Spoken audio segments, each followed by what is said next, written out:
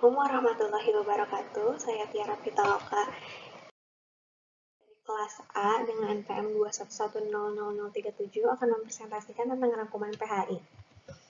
Jadi yang pertama, ini ada definisi dan peristilahan PHI. Jadi PHI itu adalah pengantar hukum Indonesia. PHI adalah ilmu dasar yang mempelajari keseluruhan dasar hukum positif Indonesia sebagai suatu sistem hukum yang sedang berlaku di Indonesia. Jadi PHI ini hanya mengantarkan atau mempelajari dasar-dasarnya saja, dasar-dasar hukum negara Indonesia. Yang kedua ada tata hukum. Tata hukum itu dapat diartikan sebagai suatu susunan hukum yang memberikan tempat yang sebenarnya pada aturan-aturan hukum itu terciptanya ketertiban di dalam masyarakat. Tata hukum yang berlaku pada suatu tempat dan waktu tertentu disebut dengan hukum positif atau ius constitutum. Sedangkan hukum-hukum yang akan berlaku atau hukum yang dicita-citakan itu disebut ius constituendum. Yang ketiga ada sejarah hukum. Jadi yang pertama itu ada dari VOC. Jadi pada masa ini peraturan yang berlaku itu selalu diumumkan di dalam plakat. Sedangkan dalam masa perkembangannya banyak plakat yang dibuat itu tanpa kejelasan masa berlakunya. Hingga akhirnya pada tahun 1642 plakat itu dihimpun kembali dengan nama Statuta Batavia yang berlaku sebagai hukum positif bagi pribumi dan pendatang. Selain itu, hukum adat juga tetap berlaku di Indonesia. Hingga akhirnya pada tanggal 31 Desember 1799, VOC dibubarkan oleh pemerintah Belanda karena banyak menanggung hutang. Jadi hukum yang berlaku saat VOC berkuasa adalah tata hukum yang berasal dari Belanda. Aturan yang diciptakan oleh Gubernur Jenderal VOC, serta aturan tertulis dan tidak tertulis atau hukum adat dari masing-masing daerah. Yang kedua ada Best Written Triggerings yang berlangsung pada tahun 1814 sampai 1855. Sesuai dengan pasal 36 Netherlands Grondwet tahun 1814, bahwa raja secara mutlak memiliki kekuasaan tertinggi atas daerah jajahannya. Kekuasaan mutlak itu diterapkan untuk membuat peraturan yang berlaku umum atau biasa disebut dengan Algemene Verordening atau peraturan pusat. Karena peraturan pusat dibuat oleh raja, maka dinamakan Koninklijk Besdet atau Besdet Raja. Maka hukum yang berlaku pada masa Besdet dan Regerings adalah peraturan tertulis yang dikodifikasikan dan yang tidak dikodifikasikan atau peraturan tidak tertulis yaitu hukum adat yang berlaku bagi orang-orang yang bukan golongan Eropa. Jadi peraturan yang dikodifikasikan itu adalah yang disahkan oleh lembaga legislatif gitu.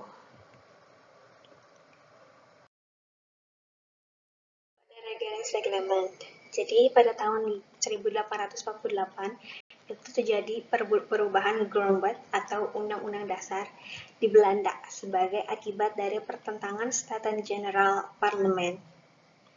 Perubahan Grondwet juga mengakibatkan perubahan pada pemerintahan dan perundang-undangan jajahan Belanda di Indonesia. Hal ini terdapat pada pasal 59 ayat 1, 2, dan 4 yang menurut ketentuan pasal tersebut bahwa kekuasaan raja terhadap daerah jajahannya berkurang. Peraturan-peraturan yang menata daerah jajahan tidak ditetapkan oleh raja semata, tetapi peraturan itu ditetapkan bersama oleh raja dan parlemen sehingga sistem parlemen pemerintahannya berubah dari monarki konstitusional menjadi monarki parlementer. Peraturan tersebut adalah Regeringsreglement. Jadi peraturan tersebut dinamakan Regeringsreglement. Yang ke ini terus ada Indisch Staatsregeling. Jadi pada 23 Juni 1925, Regeringsreglement diperbaharui menjadi Indisch Staatsregeling atau IS yang mulai berlaku pada tanggal 1 Januari 1926. Penyebab awal terjadinya perubahan ini karena perubahan Grondwet pada masa bangsa Indonesia ikut membentuk undang-undang. Hingga pasal 131 IS menyatakan beberapa hal, yakni menghendaki supaya hukum ditulis tetap di dalam ordonansi, memberlakukan hukum Belanda bagi warga negara Belanda yang tinggal di Hindia, membuka kemungkinan untuk unifikasi hukum, yakni menghendaki pendudukan bagi golongan bumi putra dan timur asing untuk tunduk kepada hukum Eropa, memberlakukan dan menghormati hukum adat bagi golongan bumi putra apabila masyarakat menghendaki demikian. Pada pasal 163 IS diketahui bahwa pemerintah Belanda membagi 3 golongan penduduk, yaitu Eropa, pribumi, dan timur asing, dengan tujuan untuk membagi sistem hukum sesuai golongannya.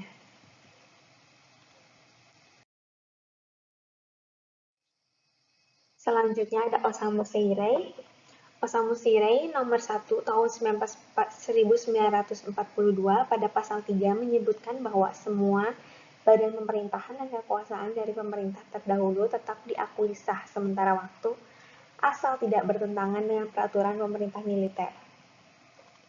Dengan demikian, berdasarkan pasal 3 tersebut memperjelas bahwa hukum dan peraturan perundang-undangan di pasal 131 IS dan pasal 163 IS sebelum Jepang datang ke Indonesia masih tetap berlaku. Pemerintah Jepang juga mengeluarkan Bunshirei Istimewa di tahun 1942. Osamu Shirai nomor 25 tahun 1944 memuat aturan-aturan pidana khusus sebagai pelengkap peraturan yang telah ada sebelumnya. Semua aturan hukum dan proses peradilan selama masa penjajahan itu berlaku sampai Indonesia merdeka.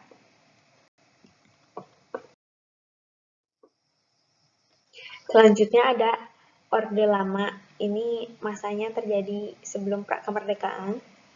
Jadi pada tanggal 18 Agustus 1945 ditetapkan Undang-Undang Dasar 1945.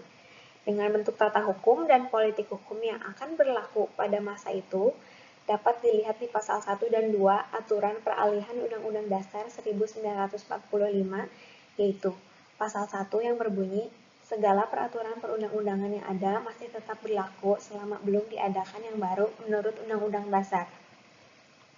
Menurut ketentuan pasal 1 dan 2, dapat disimpulkan bahwa semua peraturan dan lembaga yang ada dan berlaku pada zaman penjajahan Belanda maupun Jepang tetap akan berlaku. Pada tanggal 17 Agustus 1950, bangsa Indonesia kembali ke negara kesatuan dengan Undang-Undang Dasar Sementara 1950 yang berlaku sampai tanggal 4 Juli 1959. Tata hukum yang berlaku adalah tata hukum yang terdiri dari semua peraturan yang dinyatakan berlaku berdasarkan pasal 142 Undang-Undang Serikat 1950. Selanjutnya ada Orde Baru. Jadi Orde Baru ini dimulai setelah kudeta G30S PKI. Terjadi pergantian pemerintahan dari Presiden Soekarno ke Presiden Soeharto melalui surat Perintah 11 Maret 1966 yang biasa kita sebut dengan Super Semar. Dalam orde ini dirumuskan kebijakan pemerintah melalui rencana pembangunan jangka panjang 1 yang dimulai tahun 1969. Pada masa Orde Baru antara kurun waktu tahun 1993 sampai dengan 1997 terjadi perubahan paradigma politik. Pada saat itu, pembangunan hukum dan pembangunan politik dilakukan terpisah. Penyelenggaraan pemerintahan pada masa Orde Baru itu disalahgunakan dan mengalami penyimpangan hanya karena perebutan kekuasaan. Sehingga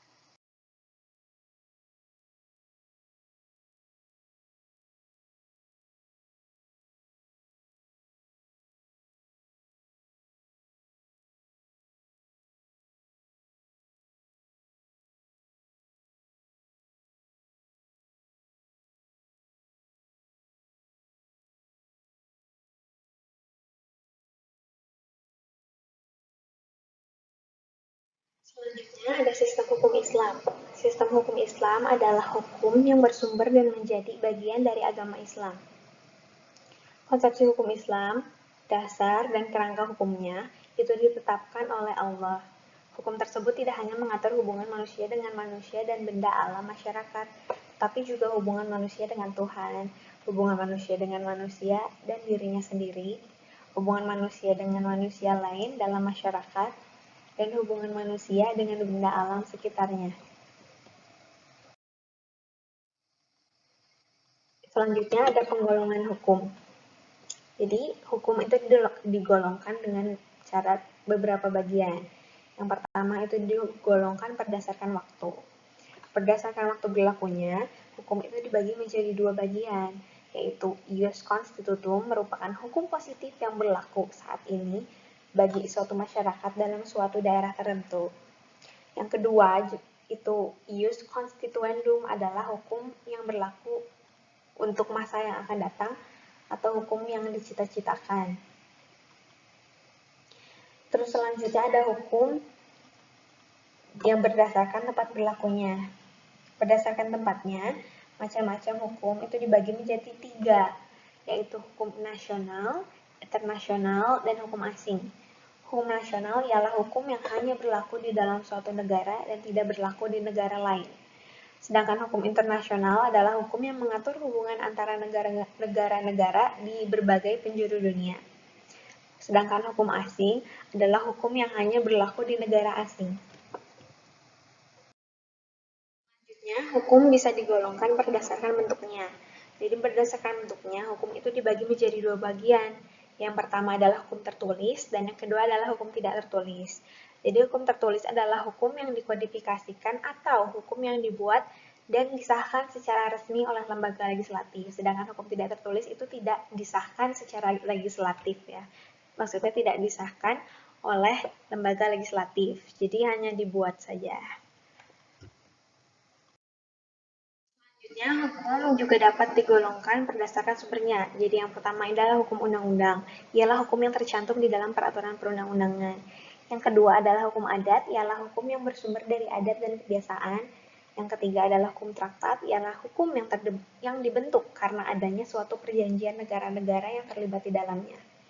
Yang keempat ada hukum jurisprudensi, ialah hukum yang terbentuk karena adanya keputusan dari hakim. Yang kelima, hukum doktrin. Hukum doktrin itu hukum yang terbentuk dari pendapat ahli hukum. Selanjutnya hukum juga bisa digolongkan berdasarkan cara mempertahankannya. Yang pertama ada hukum material, yang kedua ada hukum formal.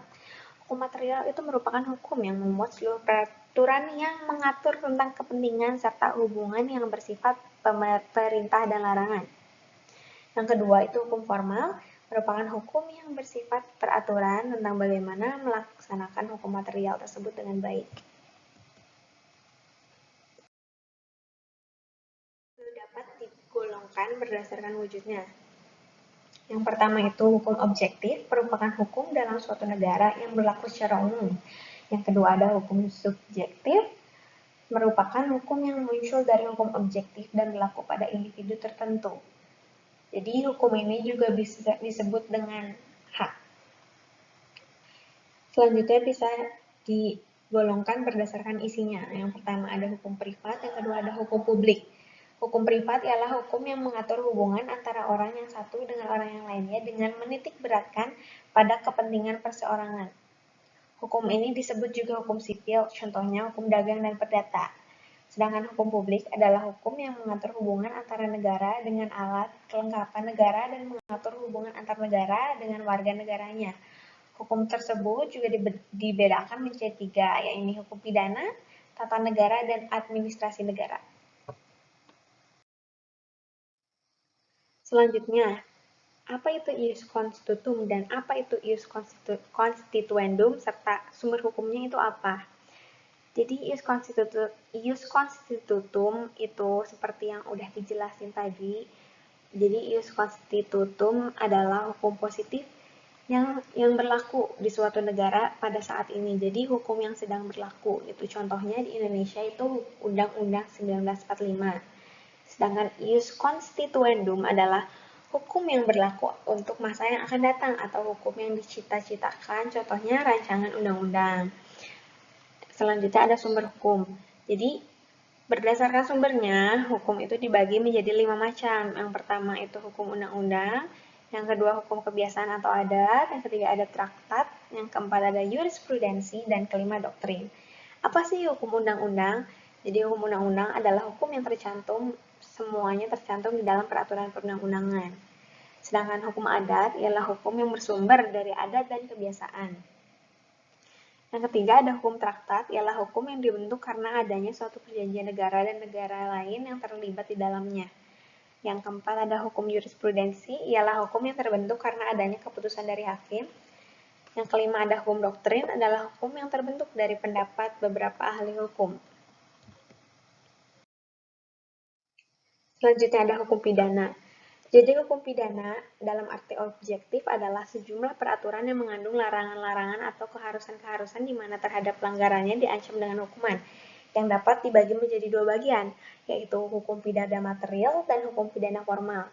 Hukum pidana material ini berisikan peraturan-peraturan tentang perbuatan yang dapat diancam dengan hukuman. Siapa-siapa yang dapat dihukum, dan hukum apa yang dapat dijatuhkan terhadap orang yang melakukan perbuatan yang bertentangan dengan undang-undang. Sedangkan hukum pidana formal adalah sejumlah peraturan-peraturan yang mengandung cara-cara negara mempergunakan haknya untuk melaksanakan hukuman. Hukum pidana dalam arti subjektif yaitu sejumlah peraturan yang mengatur hak negara untuk menghukum seseorang yang melakukan perbuatan yang dilarang. Selanjutnya ada asas-asas hukum pidana. Yang pertama ada asas legalitas, yang kedua ada asas teritorialitas, yang ketiga ada asas nasional aktif, yang keempat ada asas nasional pasif, yang kelima ada asas universalitas. Jadi asas legalitas adalah asas yang menyatakan bahwa tidak ada perbuatan yang dapat dipidana kecuali atas kekuatan aturan pidana dalam perundang-undangan yang telah ada sebelum perbuatan dilakukan. Asas teritorialitas adalah asas yang memperlakukan KUHP bagi semua orang yang melakukan perbuatan pidana di dalam wilayah Republik Indonesia. Yang ketiga ada asas nasional aktif, adalah asas yang memberikan KUHP terhadap orang-orang Indonesia yang melakukan perbuatan pidana di luar wilayah Republik Indonesia. Yang keempat, asas nasional pasif adalah asas yang memperlakukan KUHP terhadap siapapun juga, baik warga negara Indonesia maupun warga negara asing yang melakukan perbuatan pidana di luar wilayah Indonesia. Yang kelima, asas universalitas adalah asas yang memperlakukan KUHP terhadap perbuatan pidana yang terjadi di luar wilayah Indonesia yang merugikan kepentingan internasional. Selanjutnya ada hukum perdata. Jadi hukum perdata itu menurut bahasan Mustafa adalah hukum antara perorangan, hukum yang mengatur wewenang dan kewajiban dari perseorangan yang satu terhadap yang lainnya di dalam pergaulan masyarakat dan hubungan keluarga. Hukum perdata ini dapat dibedakan menjadi dua bagian. Yang pertama ada hukum perdana material dan hukum perdana formal. Apa sih hukum perdana material? Jadi hukum perdana material ini disebut juga hukum perdata adalah mengatur kepentingan perdata di setiap subjek hukum. Sedangkan perdata formal mengatur tentang proses penyelesaian perkara di muka pengadilan secara formal. Dengan kata lain, hukum perdata formal disebut juga hukum acara perdata, yaitu hukum yang berfungsi untuk mempertahankan berlakunya hukum perdana material. Ada asas-asas hukum perdata. Yang pertama, asas kebebasan berkontrak. Yang kedua, asas kepastian hukum. Yang ketiga, asas konsensualisme. Yang keempat, asas etikat baik. Selanjutnya, hukum tata negara. Menurut Van der Poel, mendefinisikan hukum tata negara itu sebagai peraturan yang menentukan badan-badan yang dibutuhkan serta kewenangannya masing-masing, hubungan satu sama lain, serta hubungannya dengan individu warga negara dalam kegiatannya. Asas-asas hukum tata negara yaitu yang pertama ada asas Pancasila, yang kedua ada asas negara hukum, yang ketiga asas kedaulatan rakyat dan demokrasi, yang keempat asas negara kesatuan, yang kelima asas pembagian kekuasaan. Menjadi keputusan pemerintah di dalam rangka penunaian tugas-tugasnya. Selanjutnya ada asas-asas hukum administrasi negara. Yang pertama ada asas keseimbangan, yang kedua ada asas kesamaan, yang ketiga ada asas kecermatan, yang keempat ada asas motivasi pada setiap keputusan pemerintah, yang kelima ada asas tidak menyalahgunakan kewenangan, yang keenam ada asas tidak bertindak sewenang-wenang, yang ketujuh ada asas permainan yang wajar, yang kedelapan ada asas keadilan atau kewajaran, yang kesembilan ada asas menanggapi harapan yang wajar, yang ke-10 ada asas peniadaan keputusan yang batal, yang ke-11 ada asas perlindungan atas pandangan hidup yang wajar. Selanjutnya ada hukum acara. Jadi di Indonesia itu terdapat dua hukum acara. Yang pertama adalah hukum acara pidana, yang kedua adalah hukum acara perdata. Apa sih hukum acara pidana? Jadi hukum acara pidana adalah himpunan ketentuan-ketentuan tentang tata cara menyidik atau mengusut, menuntut, dan mengadili orang yang dianggap melanggar suatu ketentuan dalam hukum pidana. Yang kedua, hukum acara perdata. Hukum acara perdata atau disebut juga hukum perdata formal merupakan peraturan hukum yang mengatur tentang bagaimana cara-cara mempertahankan hukum perdata material di persidangan. Oleh karena itu diharapkan dengan adanya hukum acara perdata, maka jika ada pihak-pihak yang bersengketa, itu dapat memulihkan hak-haknya yang telah dirugikan oleh pihak lain di pengadilan. Selanjutnya ada asas hukum acara pidana. Yang pertama ada asas praduga tidak bersalah. Yang kedua ada asas adanya perlakuan sama. Yang ketiga ada asas adanya penangkapan. Yang keempat pengadilan memeriksa perkara pidana dengan adanya kehadiran terdakwa. Yang kelima ada asas oportunitas. Yang keenam ada asas pemeriksaan. Yang ketujuh ada asas bahwa setiap orang yang bersangkut dalam perkara pidana wajib memperoleh bantuan hukum. Yang ketujuh ada asas pemeriksaan, kedelapan ada asas pelaksanaan putusan pengadilan oleh jaksa penuntut umum.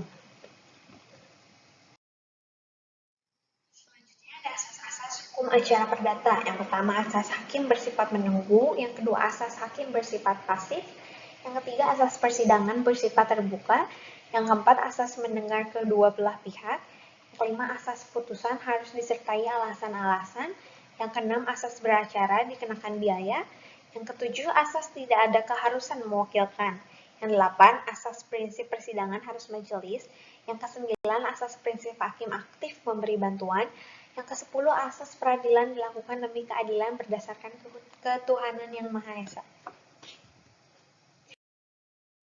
Di sini ada hukum dagang, jadi saya mengambil 3 pendapat ahli. Yang pertama ada dari Kansil, yang kedua ada Ahmad Ihsan, yang ketiga ada A. Siti Sutami. Jadi menurut Kansil, hukum dagang adalah hukum yang mengatur tingkah laku manusia yang turut melakukan perdagangan dalam usaha memperoleh keuntungan. Sedangkan menurut Ahmad Ihsan, hukum dagang adalah hukum yang mengatur soal-soal perdagangan atau perniagaan. Ialah soal-soal yang timbul karena tingkah laku manusia dalam perdagangan atau perniagaan. Sedangkan menurut Siti Sutami menjelaskan bahwa hukum dagang adalah keseluruhan aturan-aturan hukum yang mengatur dengan disertai sanksi perbuatan-perbuatan manusia di dalam usaha mereka untuk menjalankan perdagangan. Yang kedua, ada asas-asas hukum dagang. Yang pertama ada asas legalitas, yang kedua ada asas teritorialitas, yang ketiga ada asas nasional aktif, yang keempat ada asas nasional pasif, yang kelima ada asas universalitas. Ada hukum pertanahan atau hukum agraria.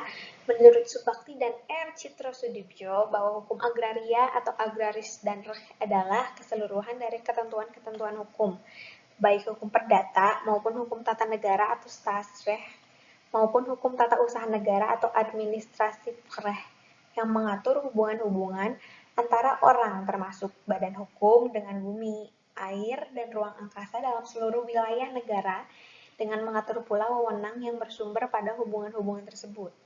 Sedangkan menurut Budi Harsono, hukum agraria adalah satu kelompok berbagai bidang hukum yang masing-masingnya mengatur hak-hak penguasaan atas sumber-sumber daya alam tertentu. Yang ketiga, menurut Bahsan Mustafa, hukum agraria adalah himpunan peraturan yang mengatur tentang bagaimana pejabat pemerintah menjalankan tugas mereka di bidang keagrariaan. Selanjutnya ada hukum perkawinan. Jadi, hukum perkawinan menurut Undang-Undang Nomor 1 Tahun 1974, Pasal 1 itu adalah perkawinan adalah ikatan lahir batin antara seorang pria dan seorang wanita dengan tujuan membentuk keluarga yang bahagia dan kekal berdasarkan aturan ketuhanan yang Maha Esa.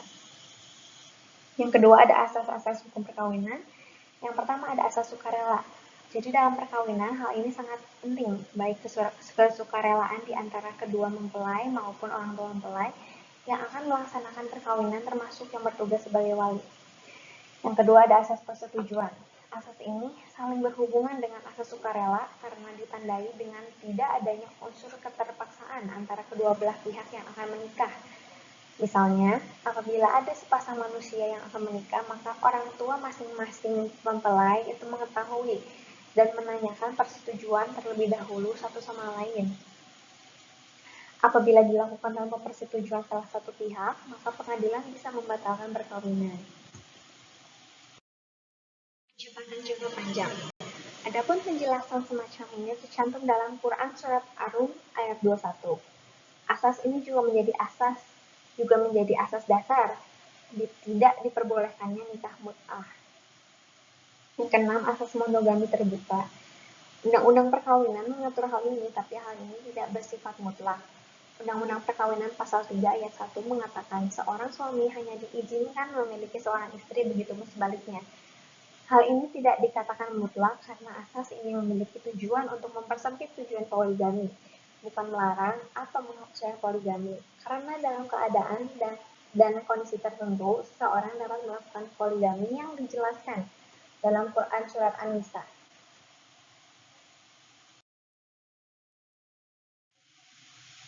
Sekian presentasi dari saya. Assalamualaikum warahmatullahi wabarakatuh.